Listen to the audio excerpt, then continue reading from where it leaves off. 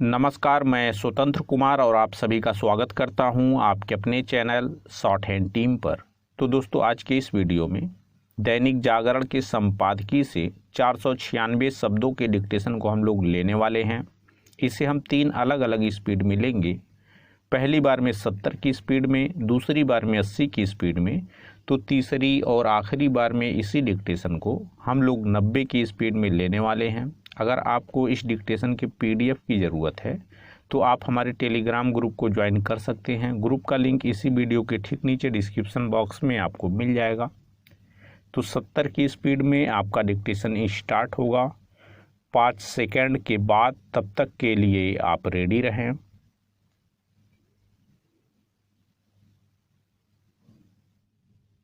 Start.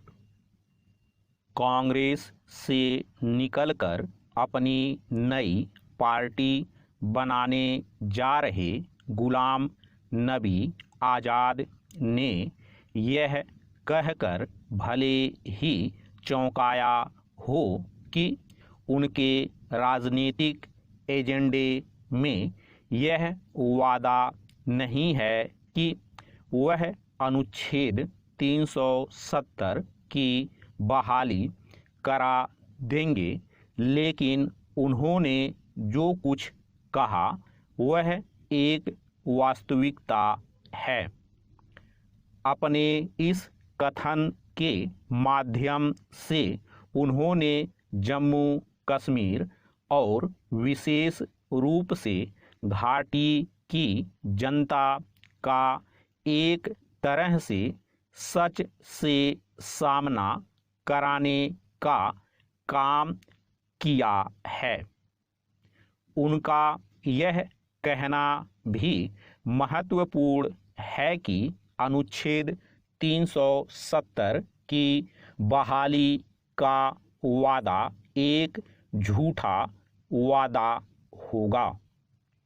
Baramulla की एक जनसभा में दिया गया उनका यह बयान इस दृष्टि से भी उल्लेखनीय हो जाता है क्योंकि इन दिनों राजनीतिक दल लोगों को लुभाने और उनका वोट प्राप्त करने के लिए हवाई वादे करने में जुटे हुए हैं। गुलाम नबी आज़ाद के बयान के बाद कश्मीर के अन्य राजनीतिक दलों और विशेष रूप से नेशनल कॉन्फ्रेंस और पीडीपी के नेता यह समझें तो बेहतर कि अब अनुच्छेद 370 की वापसी असंभव है। इस अनुच्छेद की वापसी की बात करना कश्मीर की जनता को झूठे सपने दिखाने के अलावा और कुछ नहीं।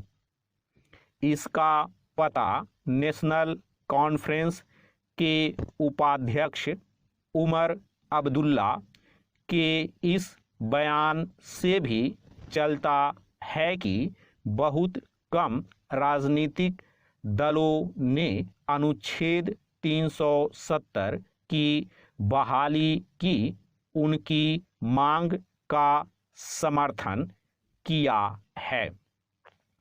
ऐसा इसीलिए है क्योंकि कहीं ना कहीं अन्य दल भी यह समझ रहे हैं कि अब इस अनुच्छेद को वापस संविधान का हिस्सा नहीं बनाया जा सकता। पैरा।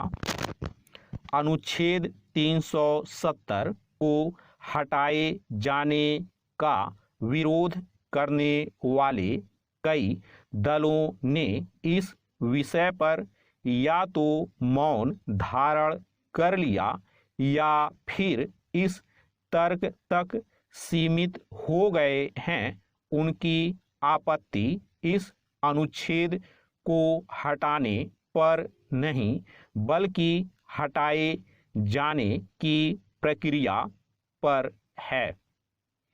यह सही है कि अनुच्छेद 370 को हटाए जाने का मामला सुप्रीम कोर्ट के समक्ष विचाराधीन है, लेकिन इसके आसार कम ही हैं कि वह उसकी बहाली के पक्ष में निर्णय दे सकता है। इसका कारण केवल यह नहीं है कि अनुच्छेद 370 संविधान में एक अस्थायी अनुच्छेद के रूप में दर्ज था, बल्कि यह भी है कि वह जम्मू कश्मीर के दलितों, जनजातियों और गुलाम कश्मीर से जान बचाकर आए शरणार्थियों से न केवल भेदभाव करता था, बल्कि उनके अधिकारों पर कुठाराघात भी करता था। इसके अतिरिक्त वह एक देश दो विधान का पर्याय भी बना हुआ था। यह भी एक सच्चाई है कि अनुच्छेद 370 उस अलगाववाद का पोषक भी था जिसने बाद में आतंकवाद को भड़काने का काम किया।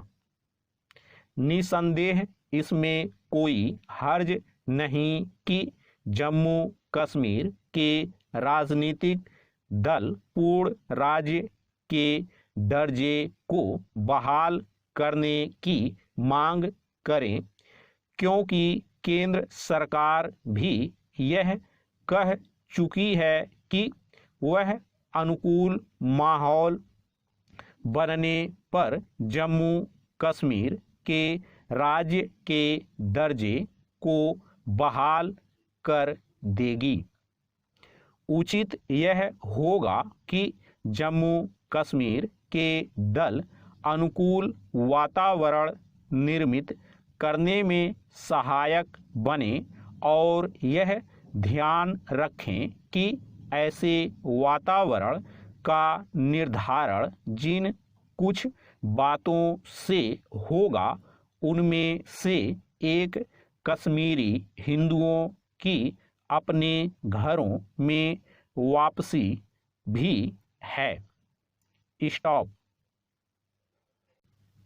दोस्तों, इसी डिक्टेशन को दूसरी बार में हम लोग 80 की स्पीड में लेंगे और आपका समय स्टार्ट होगा 5 सेकंड के बाद। तब तक के लिए आप रेडी रहें।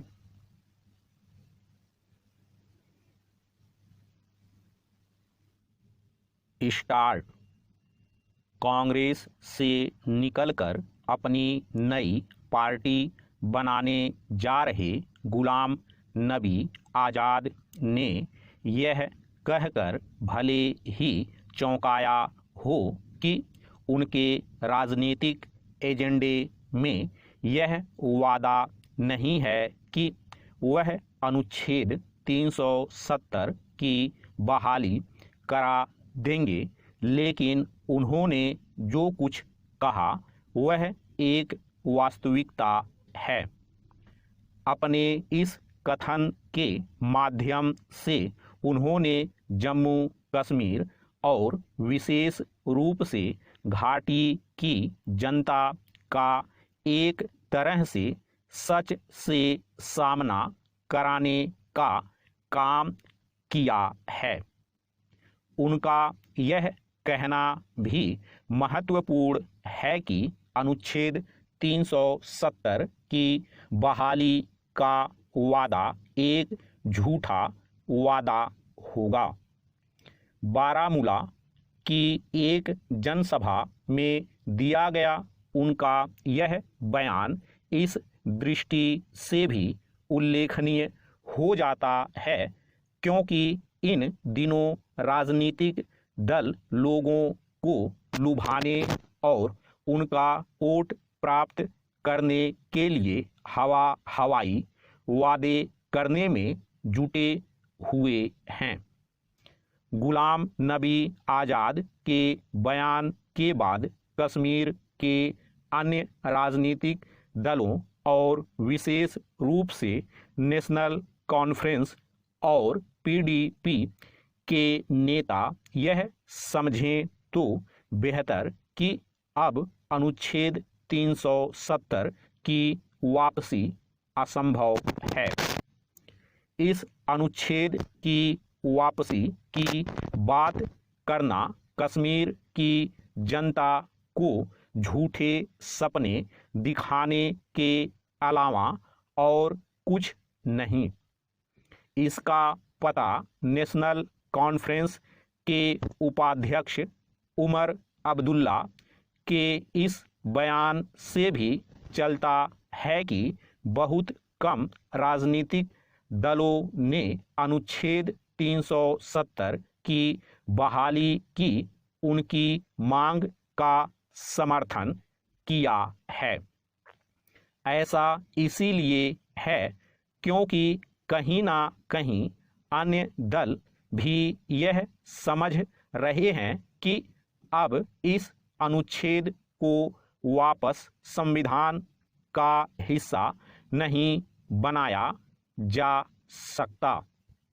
पैरा अनुच्छेद 370 को हटाए जाने का विरोध करने वाले कई दलों ने इस विषय पर या तो मौन धारण कर लिया या फिर इस तर्क तक सीमित हो गए हैं। उनकी आपत्ति इस अनुच्छेद को हटाने पर नहीं बल्कि हटाए जाने की प्रक्रिया पर है। यह सही है कि अनुच्छेद 370 को हटाए जाने का मामला सुप्रीम कोर्ट के समक्ष विचाराधीन है, लेकिन इसके आसार कम ही हैं कि वह उसकी बहाली के पक्ष में निर्णय दे सकता है।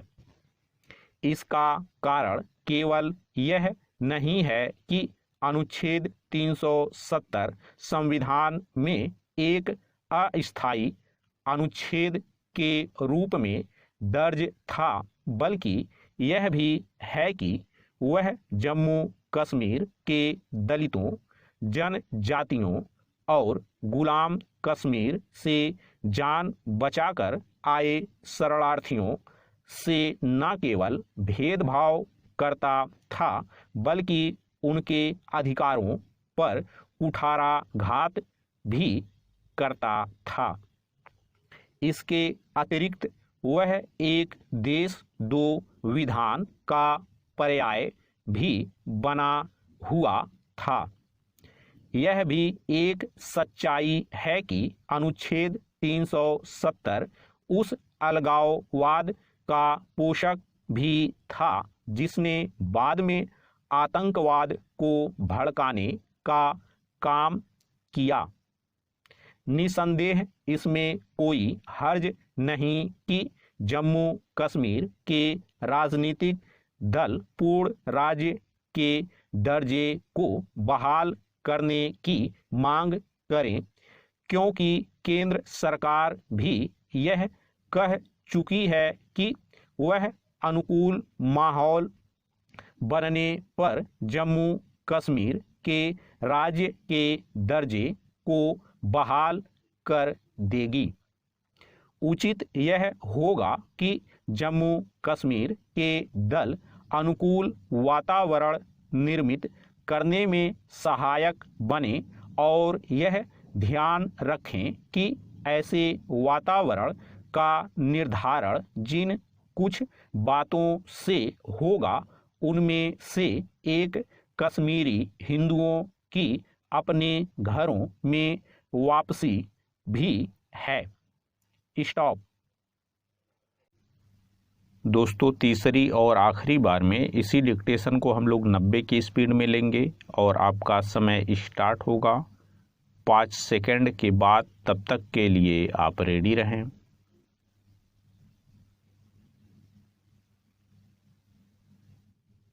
स्टार्ट कांग्रेस से निकलकर अपनी नई पार्टी बनाने जा रहे गुलाम नबी आज़ाद ने यह कहकर भले ही चौंकाया हो कि उनके राजनीतिक एजेंडे में यह वादा नहीं है कि वह अनुच्छेद 370 की बहाली करा देंगे, लेकिन उन्होंने जो कुछ कहा वह एक वास्तविकता है। अपने इस कथन के माध्यम से उन्होंने जम्मू कश्मीर और विशेष रूप से घाटी की जनता का एक तरह से सच से सामना कराने का काम किया है। उनका यह कहना भी महत्वपूर्ण है कि अनुच्छेद 370 की बहाली का वादा एक झूठा वादा होगा। बारामूला की एक जनसभा में दिया गया उनका यह बयान इस दृष्टि से भी उल्लेखनीय हो जाता है क्योंकि इन दिनों राजनीतिक दल लोगों को लुभाने और उनका वोट प्राप्त करने के लिए हवाई वादे करने में जुटे हुए हैं। गुलाम नबी आज़ाद के बयान के बाद कश्मीर के अन्य राजनीतिक दलों और विशेष रूप से नेशनल कॉन्फ्रेंस और पीडीपी के नेता यह समझें तो बेहतर कि अब अनुच्छेद 370 की वापसी असंभव है। इस अनुच्छेद की वापसी की बात करना कश्मीर की जनता को झूठे सपने दिखाने के अलावा और कुछ नहीं। इसका पता नेशनल कॉन्फ्रेंस के उपाध्यक्ष उमर अब्दुल्ला के इस बयान से भी चलता है कि बहुत कम राजनीतिक दलों ने अनुच्छेद 370 की बहाली की उनकी मांग का समर्थन किया है। ऐसा इसीलिए है क्योंकि कहीं ना कहीं अन्य दल भी यह समझ रहे हैं कि अब इस अनुच्छेद को वापस संविधान का हिस्सा नहीं बनाया जा सकता। पैरा अनुच्छेद 370 को हटाए जाने का विरोध करने वाले कई दलों ने इस विषय पर या तो मौन धारण कर लिया या फिर इस तर्क तक सीमित हो गए हैं। उनकी आपत्ति इस अनुच्छेद को हटाने पर नहीं बल्कि हटाए जाने की प्रक्रिया पर है। यह सही है कि अनुच्छेद 370 को हटाए जाने का मामला सुप्रीम कोर्ट के समक्ष विचाराधीन है, लेकिन इसके आसार कम ही हैं कि वह उसकी बहाली के पक्ष में निर्णय दे सकता है। इसका कारण केवल यह नहीं है कि अनुच्छेद 370 संविधान में एक अस्थायी अनुच्छेद के रूप में दर्ज था, बल्कि यह भी है कि वह जम्मू कश्मीर के दलितों, जनजातियों और गुलाम कश्मीर से जान बचाकर आए शरणार्थियों से न केवल भेदभाव करता था बल्कि उनके अधिकारों पर कुठाराघात भी करता था। इसके अतिरिक्त वह एक देश दो विधान का पर्याय भी बना हुआ था। यह भी एक सच्चाई है कि अनुच्छेद 370 उस अलगाववाद का पोषक भी था जिसने बाद में आतंकवाद को भड़काने का काम किया। निसंदेह इसमें कोई हर्ज नहीं कि जम्मू कश्मीर के राजनीतिक दल पूर्ण राज्य के दर्जे को बहाल करने की मांग करें, क्योंकि केंद्र सरकार भी यह कह चुकी है कि वह अनुकूल माहौल बनने पर जम्मू कश्मीर के राज्य के दर्जे को बहाल कर देगी।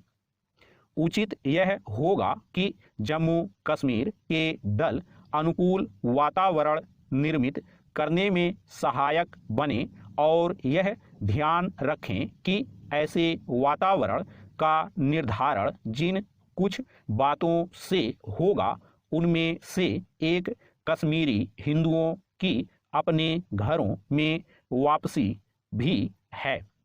स्टॉप।